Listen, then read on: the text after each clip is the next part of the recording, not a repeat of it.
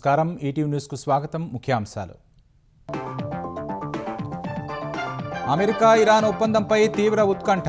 ప్రస్తుతానికి ప్రాథమికంగానే కుదుర్చుకుంటామన్న టెహరాన్. నేడు సంతకాలపై సందిగ్ధత.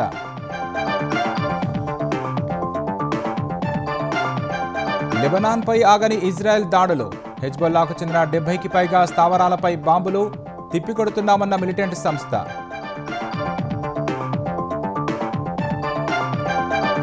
జాతీయ స్థాయిలో విధానాలను చాటేందుకు సిద్ధమైన జనసేన పార్టీ. రేపు ఢిల్లీలో కీలక భేటీ. హాజరు కానున్న పవన్, ఇతర నేతలు. అమరావతి నిర్మాణం టాప్ గేర్లో ఉందన్న లోకేష్. వర్షంలో సాగుతున్న పనులపై ఎక్స్లో పోస్ట్. ఇక వెనుకడుగు లేనేలేదని వెల్లడి.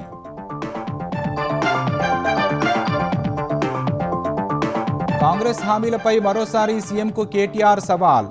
మహిళలు, నిరుద్యోగులకు ఇచ్చిన మాట నిలబెట్టుకుంటే రాజకీయాలు వదిలేస్తానని వెల్లడి. మెట్రో విస్తరణకు నిధులు తేకపోతే రాజీనామా చేస్తానన్న కిషన్ రెడ్డి. 6 గ్యారంటీలు అమలు చేయనందుకు కుర్చీని వీడాలని రేవంత్కు సవాల్. రాయలసీమలో అర్ధరాత్రి నుంచి కురుస్తున్న వర్షాలు. ఉమ్మడి కర్నూలు, అనంతపురం జిల్లాలో పొంగిన వాగులు, జలమయమైన రోడ్లు.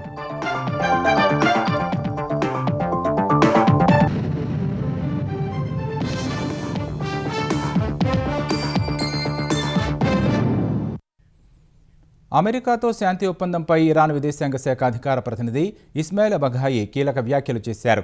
వాషింగ్టన్తో కేవలం ప్రాథమిక ఒప్పందం మాత్రమే కుదుర్చుకుంటామని తెలిపారు. దానిని తుది ఒప్పందంగా పరిగణించవద్దని అన్నారు. ప్రస్తుతం జరుగుతున్న చర్చలు అణు కార్యక్రమానికి సంబంధించినవి కావని, కేవలం యుద్ధాన్ని ముగించడమే లక్ష్యంగా సాగుతున్నాయని బఘాయి వివరించారు. ఇవాళ ఒప్పందంపై సంతకాలు జరిగే అవకాశం లేదన్నారు. రాబోయే కొన్ని రోజుల్లో ఈ ప్రక్రియ పూర్తయ్యే అవకాశం ఉందని వెల్లడించారు. ముసాయిదా ఒప్పందంలో ప్రధానంగా 14 అంశాలు ఉన్నట్లు ఇరాన్ మీడియా పేర్కొంది. లెబనాన్ సహా అన్ని ప్రాంతాల్లో సైనిక దాడులను తక్షణమే నిలిపివేయడం అందులో ప్రధాన అంశమని వెల్లడించింది. ఓడరేవుల దిగ్బంధనాన్ని అమెరికా ఎత్తివేస్తే హర్ముజ్ జలసంధిని ఇరాన్ పూర్తిగా తెరుస్తుందని తెలిపింది. అటు ఇరాన్తో ఇవాళ ఒప్పందం కుదుర్చుకోనున్నట్లు అమెరికా అధ్యక్షుడు డొనాల్డ్ ట్రంప్ ఇప్పటికే ప్రకటించారు. ఇరాన్ మాత్రం ఆచితూచి స్పందిస్తోంది. చర్చలు జరుగుతున్నాయని, తుది నిర్ణయం అమెరికా వైఖరిని బట్టి ఉంటుందని పేర్కొంది. యుద్ధానికి స్వస్తి పలికి ఒప్పందాన్ని కుదుర్చుకునేందుకు అమెరికా, ఇరాన్లు సిద్ధమవుతున్నా ఇజ్రాయెల్ మాత్రం వెనక్కి తగ్గడం లేదు. లెబనాన్పై దాడులు కొనసాగిస్తూనే ఉంది. దక్షిణ లెబనాన్లోని పలు ప్రాంతాలపై జరిపిన వైమానిక దాడుల్లో 3 మృతి చెందారు. గత 24 గంటల్లో హెజ్బొల్లాకు చెందిన 70కి పైగా లక్ష్యాలపై దాడులు చేపట్టామని ఇజ్రాయెల్ డిఫెన్స్ ఫోర్సెస్ IDF తెలిపింది. తమ భూభాగంపై దాడుల కోసం సిద్ధంగా ఉంచిన రాకెట్ లాంచర్లను ధ్వంసం చేశామని వివరించింది. పలువురు హెజ్బొల్లా మిలిటెంట్లను హతమార్చామని వెల్లడించింది. మరిన్ని దాడులు చేపట్టేందుకు వీలుగా 20 గ్రామాల్ని IDF దళాలు ఖాళీ చేయిస్తున్నాయి. ఇజ్రాయెల్ దాడులకు ప్రతీకారంగా IDFకు చెందిన సైనిక వాహనాలపై డ్రోన్ దాడులు చేపట్టామని హెజ్బొల్లా తెలిపింది. ఇజ్రాయెల్ దాడుల్లో లెబనాన్లో ఇప్పటివరకు 3,756 మంది మృతి చెందగా 11,632 మంది గాయపడ్డారు. ఒమన్ తీర ప్రాంతంలో అమెరికా జరిపిన దాడుల్లో 3 భారతీయ నావికులు మృతి చెందిన ఘటన దేశంలో రాజకీయంగా తీవ్ర దుమారం రేగుతోంది. ఈ దాడులపై విచారం వ్యక్తం చేయాల్సిన అమెరికా భారత్ను ఉద్దేశించి హెచ్చరికలు జారీ చేయడంపై లోక్సభలో ప్రతిపక్ష నేత రాహుల్ గాంధీ మండిపడ్డారు.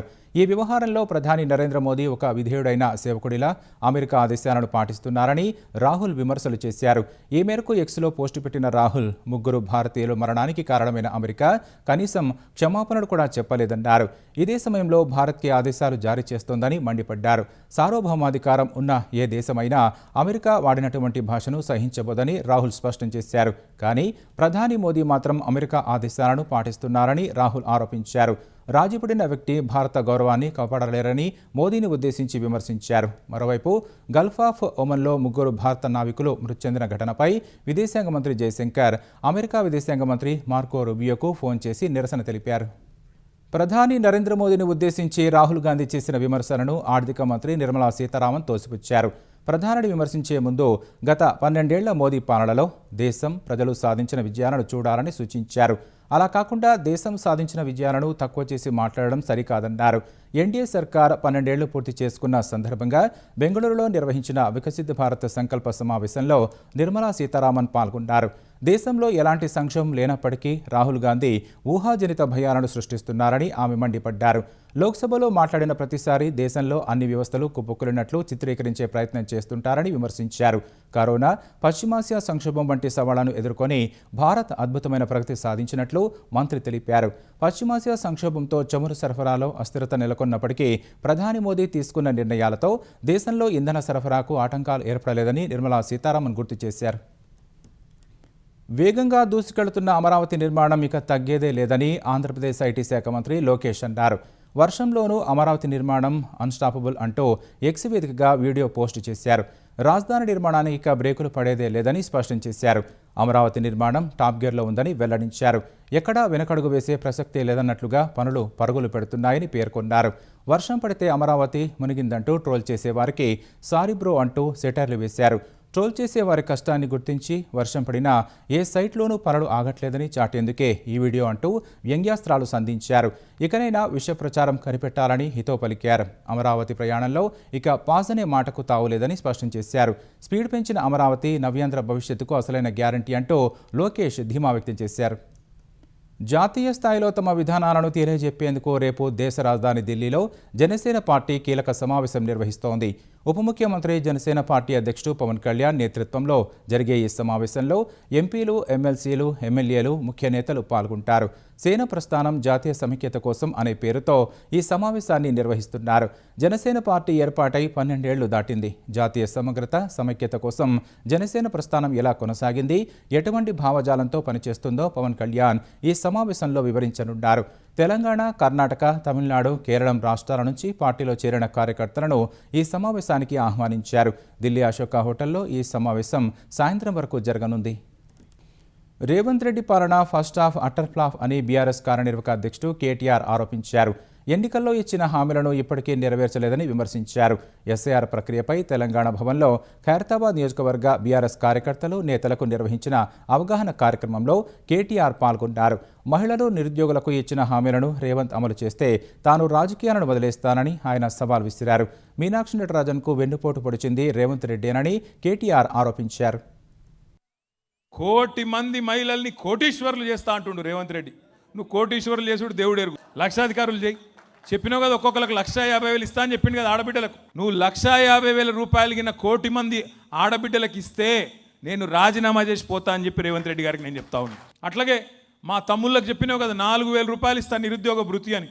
4,000 చొప్పున 40 లక్షల మంది మా తమ్ముళ్లకు, చెల్లెలకి తప్పకుండా రాజకీయమే వదిలేస్తా అని చెప్పి కూడా నేను నీకు విజ్ఞప్తి చేస్తా ఉన్నా. సొంత పార్టీలోనే వెన్నుపోటు ఓడిచిండు మీనాక్షి నటరాజన్ అని. రాహుల్ గాంధీ నమ్మినబ్బంటు ఆమెను జర జూరు అని చెప్పి పంపించిండు రాహుల్ గాంధీ. ఇప్పుడు భూములు అమ్ముకుంటాడు, కాంట్రాక్ట్లు అమ్ముకుంటాడు అని పోయి రాహుల్ గాంధీకి చెవుదే చెప్పింది. పగబట్టిండు. మన దొంగ కేసు పెట్టించిండు హైదరాబాద్లో. ఆమెకు తెలియని కూడా తెలియదు పాపం కేసు. ఆమె పోయి ఏం చేసింది, అక్కడెక్కడో మధ్యప్రదేశ్లో ఎలక్షన్, రాజ్యసభ ఎలక్షన్కు నామినేషన్ వేసింది. కేసు ఉన్న విషయం బీజేపీ వాళ్ళకి చెప్పిండు. బీజేపీ వాళ్ళు పోయి ఎలక్షన్ కమిషన్కి షికాయత్ చేసి పాపం ఆమెకు రాజ్యసభ రాకుండా చేసిండు. హైదరాబాద్ మెట్రో విస్తరణకు కేంద్రం నుంచి నిధులు తీసుకురాకపోతే తాను రాజీనామా చేస్తానని, 6 గ్యారంటీలు అమలు చేయనందుకు సీఎం రేవంత్ రెడ్డి రాజీనామా చేస్తారా అని కేంద్ర మంత్రి కిషన్ రెడ్డి సవాల్ చేశారు. అంబర్పేటలో బీజేపీ కార్యకర్తల విస్తృత స్థాయి సమావేశంలో కిషన్ రెడ్డి పాల్గొన్నారు. దశాబ్దాలుగా పెండింగ్లో ఉన్న అంబర్పేట ఫ్లైఓవర్ను పూర్తి చేసిన ఘనత మోదీ ప్రభుత్వానిదేనని కిషన్ రెడ్డి తెలిపారు. కాంగ్రెస్, బీఆర్ఎస్ నేతలు, ఎంఐఎం నేతలను రెచ్చగొట్టి ఫ్లైఓవర్ నిర్మాణాన్ని అడ్డుకోవాలని చూసినా పూర్తి చేశామని కిషన్ రెడ్డి గుర్తు చేశారు. అసెంబ్లీ ఎన్నికల్లో అనేక హామీలిచ్చి వాటిని అమలు చేయకుండా తెలంగాణ ప్రజలకు కాంగ్రెస్ పార్టీ వెన్నుపోటు పొడిచిందని కిషన్ రెడ్డి ఆరోపించారు. రేవంత్ రెడ్డి అంటా ఉన్నాడు బీజేపీ ఎంపీలు రాజీనామా చేయాలా, కిషన్ రెడ్డి క్యాబినెట్ మీటింగ్ కోవాలి. ఏంది అంటే మెట్రో పైసలు. మొదటిసారి మెట్రోకు కేంద్ర ప్రభుత్వం 1,200 కోట్ల రూపాయలు ఇచ్చింది. ఇప్పుడు సెకండ్ ఫేజ్ మెట్రో ఈరోజు తెలంగాణ ప్రజలకు, ముఖ్యంగా హైదరాబాద్ జిహెచ్ఎంసీ పరిధిలో ఉన్నటువంటి ప్రజలకు మనం చేస్తా ఉన్నాం. ఈ సెకండ్ ఫేజ్ కూడా మోడీ గారు ప్రభుత్వం అంగీకరించింది. మేము ఈరోజు 50% డబ్బులు మెట్రో సెకండ్ ఫేజ్ కోసం ఇవ్వడం కోసం సిద్ధంగా ఉన్నాము. దానికి రాజీనామా చేయాలంటున్నాను. మేము మెట్రోకు డబ్బులు ఇవ్వకపోతే అప్పుడు మేము ఆలోచన చేస్తాం. కానీ నేను ఈరోజు రేవంత్ రెడ్డిని అడుగుతా ఉన్నాను, ఎన్నికల్లో హామీ ఇచ్చారు గ్యారంటీల పేరుతో ప్రకటించారు, ఓట్లు వేయించుకున్నారు కదా, అమలు చేయకుండా 2.5 సంవత్సరాలుగా తెలంగాణ ప్రజలకు వెన్నుపోటు పొడుస్తున్నారు కదా, దానికి ఎవరు బాధ్యత వహిస్తారు? ఎవరు రాజీనామా చేస్తారు? రేవంత్ రెడ్డి. కేంద్ర రాష్ట్ర ప్రభుత్వాలు కలిసి పనిచేస్తేనే అభివృద్ధి సాధ్యమని కేంద్ర మంత్రి బండి సంజయ్ చెప్పారు. రాజన్న సిరిసిల్ల జిల్లా వేములవాడ మండలంలో బొల్లారం నుంచి సిరికొండ వరకు 23 కోట్లతో నిర్మించనున్న రోడ్డు పనులకు ప్రభుత్వ విప్ ఆది శ్రీనివాస్తో కలిసి కేంద్ర మంత్రి శంకుస్థాపన చేశారు. కరీంనగర్ పార్లమెంటు పరిధిలో అందరూ కలిసి అభివృద్ధి పనులు ప్రారంభించుకుంటున్నట్లు ఆయన తెలిపారు. వేములవాడకు సైనిక్ నవోదయ స్కూల్ మంజూరు చేయించాలని కేంద్ర మంత్రిని ఆది శ్రీనివాస్ కోరారు. ఎన్నికల వరకు మాత్రమే రాజకీయాలు, ఎన్నికల తర్వాత అందరం కలిసిమెలిసి ఉండి మనం గెలిపించిన ప్రజలకు న్యాయం చేయాలని చెప్పి ఈ పార్టీ ఆ పార్టీ అని ఆలోచన లేకుండా అందరం కలిసి ఆయా నియోజకవర్గ స్థానిక సమస్యలు తీర్చడము, ప్రజలకు అందుబాటులో ఉండి ప్రజలకు ఎదుగుడి ఇబ్బందులను గుర్తించడం తీర్చడమే లక్ష్యంగా ముందుగా ప్రయత్నం చేస్తున్నాం. రాబోయే రోజుల్లో కూడా తప్పకుండా రోడ్ల కోసం ప్రత్యేకంగా నిధులు కేటాయించే ప్రయత్నం చేస్తాం. అందరం కలిసిమెలిసి అభివృద్ధి చేస్తాం. సైనిక్ స్కూల్కి సంబంధించి, విద్యాలయాలకు సంబంధించి, నవోదయకు సంబంధించినటువంటి స్కూల్స్ కూడా కేంద్ర ప్రభుత్వం తీసుకురావడం కోసం మీరు ప్రయత్నం చేయాలని, ఈ ప్రాంతంలో పేదరికలు ఉన్నటువంటి విద్యార్థుల కోసం ఇప్పటికీ young India integrated residential school ఒక 200 కోట్లతో ముఖ్యమంత్రి రేవంత్ రెడ్డి గారు మంజూరు చేయడం జరిగింది. అడ్వాన్స్ టెక్నాలజీ సెంటర్ కూడా ఒకటి రావడం జరిగింది. మీరు కూడా కేంద్ర హోంశాఖ సహాయ మంత్రులుగా కనెక్టెడ్ రోడ్లతో పాటు విద్యపై ప్రత్యేక దృష్టి పెట్టేటువంటి కార్యక్రమం తీసుకొని వాటిని ప్రాంతానికి ఇవ్వాలని సందర్భంగా ప్రజల పక్షాన నేను కోరుతా ఉన్నాను. నైరుతి రుతుపవనాల ప్రభావంతో రాయలసీమ జిల్లాల్లో జోరు వర్షాలు కురుస్తున్నాయి. ఉమ్మడి కర్నూలు జిల్లా, అనంతపురం జిల్లాలోని పలు ప్రాంతాలు తడిసి ముద్దయ్యాయి. వాగులు వంకలు పొంగి రోడ్లపైకి నీరు చేరడంతో రాకపోకలకు ఇబ్బందులు తలెత్తాయి. బలమైన ఈదురుగాలులకు చెట్లు, విద్యుత్ స్తంభాలు నేల కొరగడంతో కొన్ని చోట్ల విద్యుత్ సరఫరా నిలిచిపోయింది. కర్నూలు జిల్లా ఆదోనిలో శనివారం అర్ధరాత్రి నుంచి కురుస్తున్న వానలకు లోతట్టు ప్రాంతాల్లోకి నీరు చేరింది. లంగర్ బావి వీధి, municipal main road, Srinivas Bhavan, పరిషాముల్లా ప్రాంతాలు చెరువులను తలపించాయి. ఆలూరులో కురిసిన వర్షాలకు వాగులు వంకలు పొంగిపొర్లాయి. ఆలూరు గుంతకల్లు రహదారిలో వాగు ఉధృతికి రాకపోకలు నిలిచిపోయాయి. ఆలహర్వి మండలం గూల్యం, సిద్ధాపురం గ్రామాలకు వెళ్లే దారిలో వాగు ఉధృతికి వాహనాల రాకపోకలకు అంతరాయం ఏర్పడింది. గోనెగండ్ల మండలం గంజహళ్లిలో మల్లెల వాగు పొంగి పాఠశాల ఆవరణను ముంచెత్తింది. పత్తికొండ, అస్పరి, దేవనకొండ మండలాల్లో కురిసిన వర్షానికి హంద్రిలో ప్రవాహం పెరిగి గాజుల దిన్నె జలాశయం జలకలను సంతరించుకుంది. 2000 క్యూసెక్కుల నీరు జలాశయంలోకి వచ్చి చేరుతున్నట్లు అధికారులు తెలిపారు. ఆదోని నియోజకవర్గం బసాపురం గ్రామంలోని మేకవంక పొంగి గ్రామంలోకి నీరు చేరింది. ఆదోని పట్టణానికి రాకపోకలు నిలిచిపోయాయి. పెద్ద హరివాణం గ్రామంలో చిన్నవంక ఉధృతి పెరగ్గా గ్రామంలోకి వెళ్లడానికి ప్రజలు అవస్థలు పడ్డారు. గోనెగండ్ల మండలంలోని బి అగ్రహారం వంక పొంగడంతో ఎమ్మిగనూరు, పత్తికొండ మధ్య రవాణా స్తంభించింది. ఆలహర్వి మండలంలో వర్షాలకు జాతీయ రహదారిపై నుంచి వరద ప్రవాహంతో ఆలూరు, బళ్ళారి, ఆంధ్ర మధ్య వాహనాల రాకపోకలకు అంతరాయం ఏర్పడింది.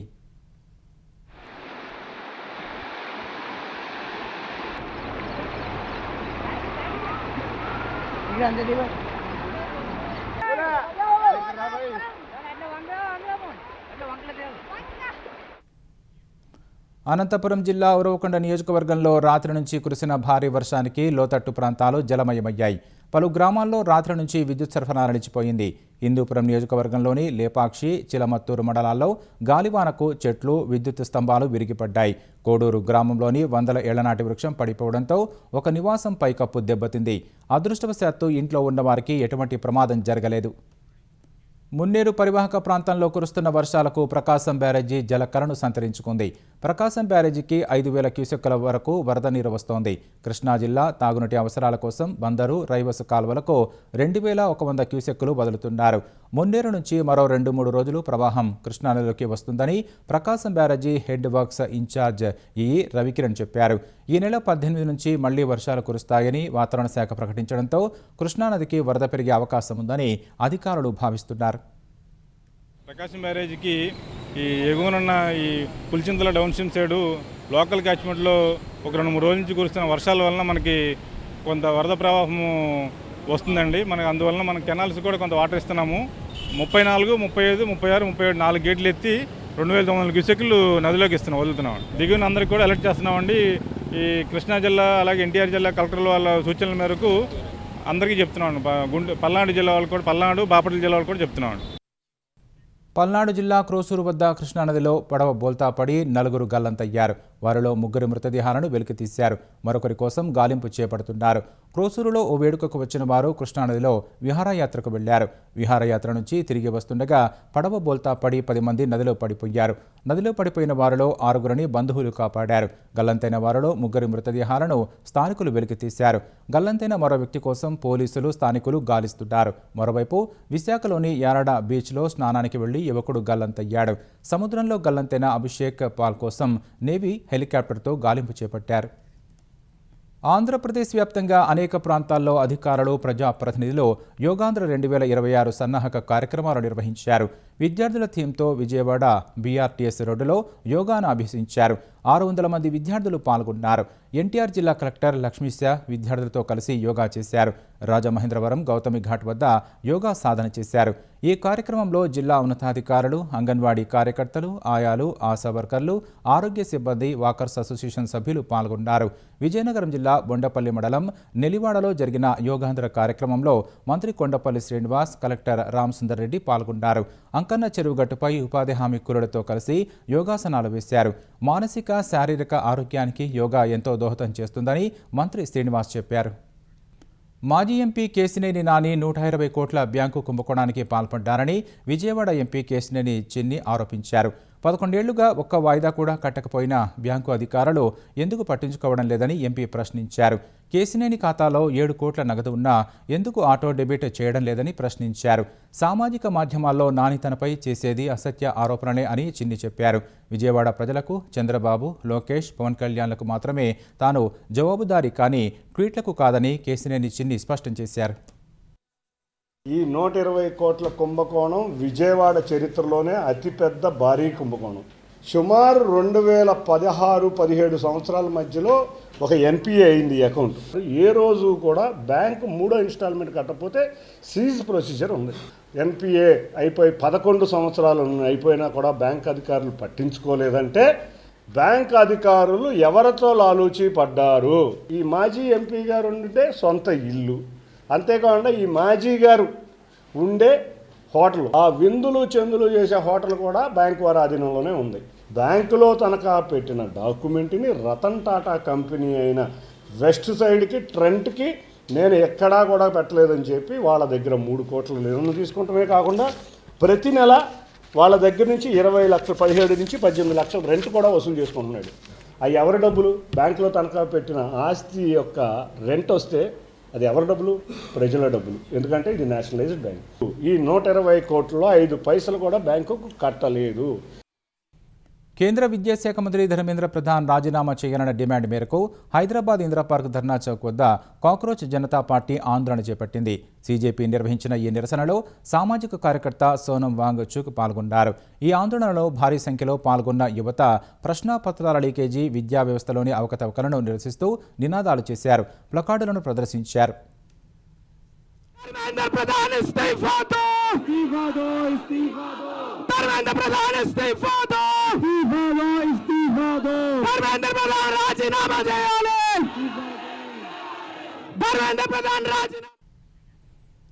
ప్రాణాలు కాపాడడంలో అత్యంత కీలక పాత్ర పోషించేది రక్తం. వ్యక్తుల ప్రాణాలు రక్షించగలిగే శక్తి ఉన్న రక్తాన్ని అందరూ దానం చేసేలా హైదరాబాద్లో లారెన్ గ్రూప్, రెడ్ క్రాస్ సంస్థ సంయుక్తంగా అవగాహన ర్యాలీ నిర్వహించాయి. ప్రపంచ రక్తదాతల దినోత్సవాన్ని పురస్కరించుకొని ఏర్పాటు చేసిన ఈ ర్యాలీని గవర్నర్ శివప్రసాద్ శుక్లా ప్రారంభించారు.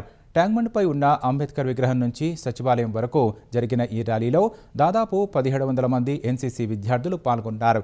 రక్తదానం ప్రాణదానంతో సమానమని చాటే ప్లకార్డులు ప్రదర్శిస్తూ యువతను, ప్రజలను ఆలోచింపజేశారు. అత్యవసర సమయాల్లో ప్రాణాలను కాపాడడంలో రక్తదానం ఎంతో కీలక పాత్ర పోషిస్తుందని గవర్నర్ వివరించారు. तेलंगाना में रेड क्रॉस की संख्या भी बढ़ी है, मेंबर्स की लगभग 20,000 से ऊपर रेड क्रॉस के मेंबर अब इधर हो गए हैं. टोटल जो है 70,000 हो गए हैं. मैं समझता हूं कि रेड क्रॉस का जिस प्रकार से तेलंगाना में बढ़ने की स्थिति है वह एक बहुत ही महत्वपूर्ण है और ये रेड क्रॉस अब तेलंगाना में लोगों के सेवा भाव को लेकर के बढ़ाएगा. హైదరాబాద్ లోక్ భవన్లో ప్రపంచ రక్తదాతల దినోత్సవం ఘనంగా జరిగింది. ప్రజల్లో రక్తదానంపై అవగాహన పెంపొందించడమే లక్ష్యంగా లోక్ భవన్ సంస్కృతి కమ్యూనిటీ హాల్లో ప్రత్యేక కార్యక్రమం ఏర్పాటు చేశారు. ఈ వేడుకలకు గవర్నర్ శివప్రతాప్ శుక్లా ముఖ్య అతిథిగా హాజరయ్యారు. అక్కడ ఏర్పాటు చేసిన ప్రత్యేక రక్తదాన శిబిరాన్ని గవర్నర్ ప్రారంభించారు. అనంతరం శిబిరంలో రక్తదానం చేస్తున్న పలువురిని ఆయన అభినందించారు. నిస్వార్థంగా సేవలను అందిస్తున్న వైద్యులకు రక్తదానంపై చైతన్యం తెస్తూ నిరంతరం రక్తదాన శిబిరాలను నిర్వహిస్తున్న నిర్వాహకులకు శివప్రతాప్ శుక్లా ప్రత్యేక అవార్డులను ప్రదానం చేశారు. మేడ్చల్లో జాతీయ రహదారి పక్కన ఓ దేవాలయంలో చోరీకి యత్నించిన ఘటన స్థానికంగా కలకలం రేపింది. మేడ్చల్ పోలీస్ స్టేషన్ పరిధిలోని 7 గుడుల్లో దోపిడీకి ప్రయత్నించిన వ్యక్తిని స్థానికులు పట్టుకొని పోలీసులకు అప్పగించారు. తెల్లవారుజామున గుడి తాళాలు పగలగొట్టి దొంగతనానికి ప్రయత్నిస్తున్నట్లు గమనించిన స్థానికులు అంతా ఏకమై ఆ వ్యక్తిని పట్టుకున్నారు. ఈ ఘటనపై కేసు నమోదు చేసిన పోలీసులు నిందితుడిని అదుపులోకి తీసుకున్నారు. పాకిస్తాన్తో చర్చల కోసం తలుపులు తెరిచే ఉంచాలంటూ ఆర్ఎస్ఎస్ ప్రధాన కార్యదర్శి దత్తాత్రేయ హోసబాలే చేసిన వ్యాఖ్యలను ఆ సంస్థ చీఫ్ మోహన్ భాగవత్ సమర్థించారు. దేశ విభజన జరగడం తప్పని భావించేవారు పాకిస్తాన్లో చాలామంది ఉన్నారని మోహన్ భాగవత్ అన్నారు. 2 దేశాల సిద్ధాంతానికి వ్యతిరేకంగా అంతా కలిసి జీవిద్దామనే భావన అక్కడి ప్రజల్లో అంతర్లీనంగా ఉందని అభిప్రాయపడ్డారు. అయితే పాకిస్తాన్కు సంబంధించి కేంద్ర ప్రభుత్వ విదేశాంగ విధానాన్నే ఆర్ఎస్ఎస్ అనుసరిస్తుందని స్పష్టం చేశారు. తమ సంస్థకంటూ ప్రత్యేకంగా ఎలాంటి విదేశాంగ విధానం ఉండదని చెప్పారు. ఒకవేళ భవిష్యత్తులో పాకిస్తాన్ పూర్తిగా కోలుకోలేని విధంగా భారత్ చేతిలో ఓడిపోతే అక్కడి ప్రజలను మన దేశ స్రవంతిలోకి తీసుకురావాల్సి ఉంటుందని పేర్కొన్నారు. అలా జరగాలంటే చర్చల కోసం కొన్ని తలుపులు తెరిచే ఉంచాలని భాగవత్ అన్నారు. ఉగ్రవాదాన్ని ప్రోత్సహిస్తున్న పాకిస్తాన్తో భారత్ ఎలా వ్యవహరించాలని దత్తాత్రేయ హోసబోలేను ఓ మీడియా ప్రతినిధి ప్రశ్నించగా దేశ భద్రత, ఆత్మగౌరవాన్ని కాపాడుకోవాల్సిన బాధ్యత ప్రభుత్వాలపై ఉందని బదులిచ్చారు. రష్యా నుంచి అధికంగా చమురుకుంటున్న దేశాల్లో భారత్ 2వ స్థానంలో ఉందని European think tank centre for research and energy and clean air తన తాజా నివేదికలో పేర్కొంది. గత నెలలో భారతీయ రిఫైనరీలు రష్యా నుంచి 52,000 కోట్ల రూపాయల విలువైన ముడి చమురును కొనుగోలు చేశాయని తెలిపింది. రష్యా ఎగుమతి చేసే మొత్తం ముడి చమురులో దాదాపు 50% చైనా కొనుగోలు చేస్తోందని వివరించింది. ఈ ఏడాది జనవరిలో రష్యా చమురు ఉత్పత్తులపై ఐరోపా సమైక్య నిషేధం విధించింది. అయితే భారత్, తుర్కియా వంటి దేశాలు రష్యా ముడి చమురును శుద్ధి చేసి పెట్రోలియం ఉత్పత్తులను పాశ్చాత్య దేశాలకు ఎగుమతి చేస్తున్నట్లు CREA నివేదిక పేర్కొంది. గత నెలలో భారత్, తుర్కియే, బ్రూనై, జార్జియా దేశాలు సుమారు 641 మిలియన్ యూరోల విలువైన పెట్రోలియం ఉత్పత్తులను అమెరికా, ఐరోపా దేశాలకు ఎగుమతి చేశాయని వెల్లడించింది. ఉక్రెయిన్పై సైనిక చర్యకు వ్యతిరేకంగా రష్యా చమురుపై పాశ్చాత్య దేశాలు ఆంక్షలు విధించాయి. ఈ కారణంగా రష్యా తక్కువ ధరకే చైనా, భారత్ వంటి దేశాలకు చమురును విక్రయిస్తోంది. బీహార్ పోలీసు రిక్రూట్మెంట్ బోర్డు పరీక్షకు హాజరయ్యేందుకు వచ్చిన అనేక మంది అభ్యర్థులు రైళ్లు ఆలస్యం కావడంతో పట్నా రైల్వే స్టేషన్లో నిరసనకు దిగారు. వేలాది మంది అభ్యర్థులు సకాలంలో తాము పరీక్షా కేంద్రాలకు చేరుకోలేకపోయామంటూ రైల్వే ట్రాక్లపై నిరసనకు దిగారు. రైల్వే శాఖ తగిన ఏర్పాట్లు చేయనందునే తాము సమయానికి పరీక్షకు అందుకోలేకపోయామని మండిపడ్డారు. ఈ కారణంగా ఆ మార్గంలో రైళ్ల రాకపోకలకు అంతరాయం ఏర్పడింది. రైల్వే స్టేషన్ పరిసరాలు, రైలు బోగీలపై పలువురు నిరసనకారులు రాళ్లు రువ్వారు. ఈ దాడిలో స్టేషన్లోని దుకాణాలు, రైల్వే ఆస్తులు దెబ్బతిన్నాయి. ఒక దశలో నిరసనకారులను అదుపు చేయడానికి పోలీసులు లాఠీచార్జ్ చేశారు. పోలీసు పరీక్ష రాసేవారి కోసం ప్రత్యేక రైళ్లు అందుబాటులో ఉంచినప్పటికీ కొందరు ఉద్దేశపూర్వకంగానే చైన్ లాగుతూ రైళ్లను నిలిపేశారని అధికారులు చెప్పారు. అందువల్లే రైళ్ల రాకలో జాప్యం జరిగిందని ఐజీ అమరీష్ కుమార్ తెలిపారు. కొందరు ఆకతాయిలు చేసిన పని వల్లే ఉద్రిక్తతలు చోటు చేసుకున్నట్లు ఆయన స్పష్టం చేశారు. యమునా నది తీర ప్రాంతాల్లో ఢిల్లీ ప్రభుత్వం స్వచ్ఛతా కార్యక్రమం చేపట్టింది. గీతా కాలనీలోని దశమేష్ ఘాట్లో జరిగిన మా యమునా స్వచ్ఛతా అభియాన్లో సీఎం రేఖా గుప్తా పాల్గొన్నారు. ఆమె స్వయంగా పారపట్టి అక్కడి పేరుకుపోయిన చెత్తను తొలగించారు. యమునా నదిని స్వచ్ఛంగా ఉంచాలంటే ప్రజల భాగస్వామ్యం కీలకమని రేఖా గుప్తా అన్నారు. నదిలో పగిలిపోయిన విగ్రహాలు, పాత బట్టలు వంటి వ్యర్థాలను వేయవద్దని ఆమె ప్రజలకు విజ్ఞప్తి చేశారు. యమునా నది వెంబడి ఉన్న మొత్తం 28 ఘాట్లలో ఈ కార్యక్రమాన్ని చేపట్టారు. ఇందులో బీజేపీ ఎమ్మెల్యేలు, నాయకులు, కార్యకర్తలు, స్థానికులు పెద్ద ఎత్తున పాల్గొన్నారు. పురాణపూర్ వద్ద జరిగిన కార్యక్రమంలో ఢిల్లీ శాసనసభాపతి విజేంద్ర గుప్తా పాల్గొన్నారు. యమునా ప్రక్షాళనను ఒక ప్రజా ఉద్యమంగా మార్చాల్సిన అవసరం ఉందన్నారు. యమునా నది ప్రక్షాళనకు తమ ప్రభుత్వం కట్టుబడి ఉందని ఢిల్లీ నీటిపారుదల శాఖ మంత్రి పరమేశ్వర్ వర్మ తెలిపారు. కేంద్ర హోంమంత్రి అమిత్ షా 20 రోజులకొకసారి ఈ పనులపై సమీక్షిస్తున్నారని చెప్పారు. 3 ఏళ్లలో యమునా నది రూపురేఖలు మారుస్తామని ఆయన ధీమా వ్యక్తం చేశారు. సినీ నటుడు విజయ్ దేవరకొండ ది దేవరకొండ ఫౌండేషన్ ద్వారా ఉత్తమ ప్రతిభ కనబరిచిన విద్యార్థులకు స్కాలర్షిప్లు అందజేశారు. నటి రష్మికతో వివాహం తర్వాత స్వగ్రామం తుమ్మన్పేటలో గృహప్రవేశం చేసిన విజయ్ విద్యార్థులకు స్కాలర్షిప్లు ఇస్తానని మాట ఇచ్చారు. ఇచ్చిన మాట ప్రకారం అచ్చంపేట డివిజన్లో 9, 10వ తరగతిలో ఉత్తమ ప్రతిభ కనబరిచిన 181 మంది విద్యార్థులకు ది దేవరకొండ ఫౌండేషన్ ద్వారా స్కాలర్షిప్లు అందజేశారు. 181 మందిని ప్రభుత్వ బడులు, ఆశ్రమ పాఠశాలలు, కేజీబీవీల నుంచి ఎంపిక చేశారు. విజయ్ దేవరకొండ, రష్మిక మంధాన దంపతులు స్వయంగా విద్యార్థులకు స్కాలర్షిప్లు అందించారు. విద్యార్థులను అభినందించి వారితో ఫోటోలు దిగారు.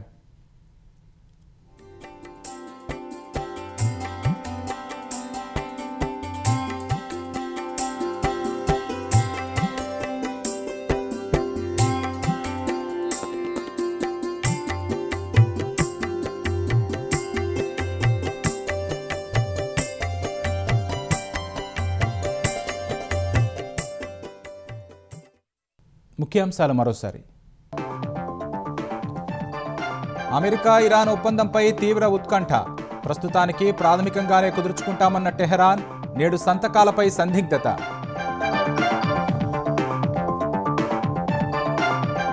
లెబనాన్పై ఆగని ఇజ్రాయెల్ దాడులు. హెజ్బొల్లాకు చెందిన 70కి పైగా స్థావరాలపై బాంబులు తిప్పికొడుతున్నామన్న మిలిటెంట్ సంస్థ.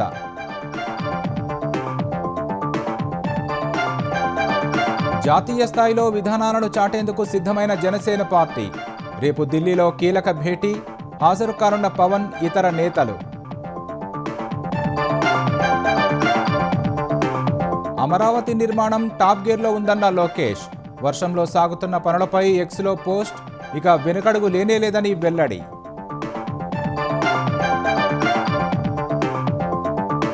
కాంగ్రెస్ హామీలపై మరోసారి సీఎంకు కేటీఆర్ సవాల్. మహిళలు, నిరుద్యోగులకు ఇచ్చిన మాట నిలబెట్టుకుంటే రాజకీయాలు వదిలేస్తానని వెల్లడి.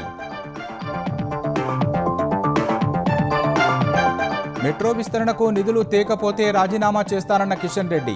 6 గ్యారంటీలు అమలు చేయనందుకు కుర్చీని వీడాలని రేవంత్కు సవాల్. రాయలసీమలో అర్ధరాత్రి నుంచి కురుస్తున్న వర్షాలు. ఉమ్మడి కర్నూలు, అనంతపురం జిల్లాలో పొంగిన వాగులు, జలమయమైన రోడ్లు.